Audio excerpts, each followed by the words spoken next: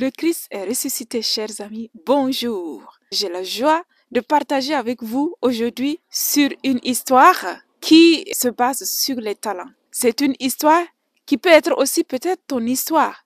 Écoute bien l'histoire de l'évangile de Saint Matthieu, du chapitre 25, du verset 14 jusqu'au verset 26. C'est comme un homme partant en voyage appela ses serviteurs et leur remit sa fortune. À l'un, il donna 5 talents, 2 à un autre, un seul à un troisième, à chacun selon ses capacités.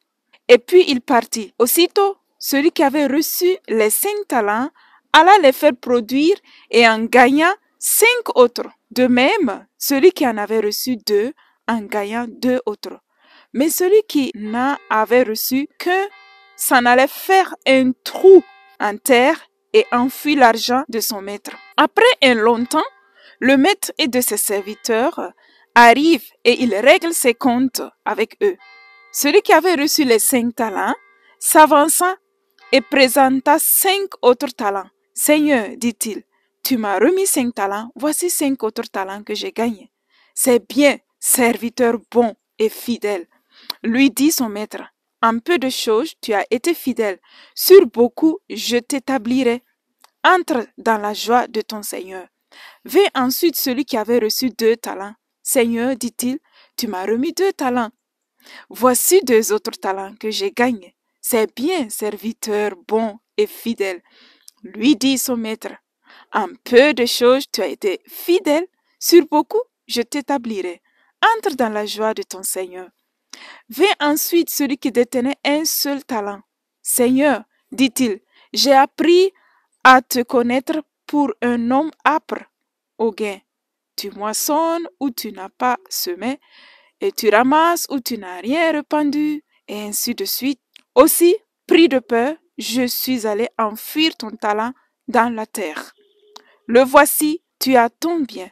Mais son maître lui répondit, serviteur mauvais et paresseux.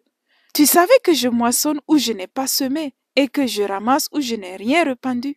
Eh bien, tu aurais dû placer mon argent chez les banquiers et, à mon retour, j'aurais recouvré mon bien aussi avec un intérêt. Enlevez-lui donc son talent et donne-lui à celui qui a les 10 talents.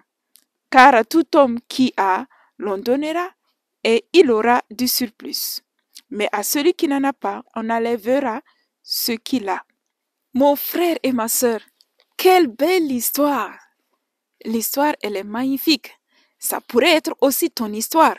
Pourquoi? Parce que Dieu nous a tous créés avec un talent.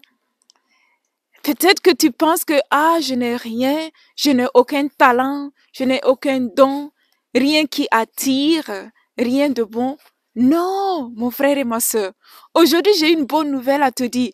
Dieu t'a créé avec un talent. Ça, c'est sûr que tu as au moins un talent. Comme dit l'histoire ici.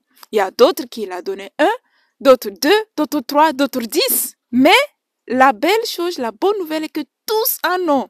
Il n'y a personne qui n'a pas donné. Tout le monde tu as. Mais mon frère et ma sœur, en quoi tu goûteras de la joie de ce talent que tu as en l'utilisant, en le mettant en pratique? Si tu as un talent, utilise ce talent avec joie. Sers le Seigneur. Utilise-le pour la gloire de Dieu. Si par exemple, peut-être que tu as le don, le talent du service. Sers tes frères et sœurs. À chaque fois que tu as l'opportunité, va au service de tes frères. Peut-être que tu as la joie de visiter les autres. Va les visiter. Une personne qui est seule, cherche aux alentours. Tu vas toujours en trouver. Et mets en pratique ce don, ce talent que le Seigneur t'a donné.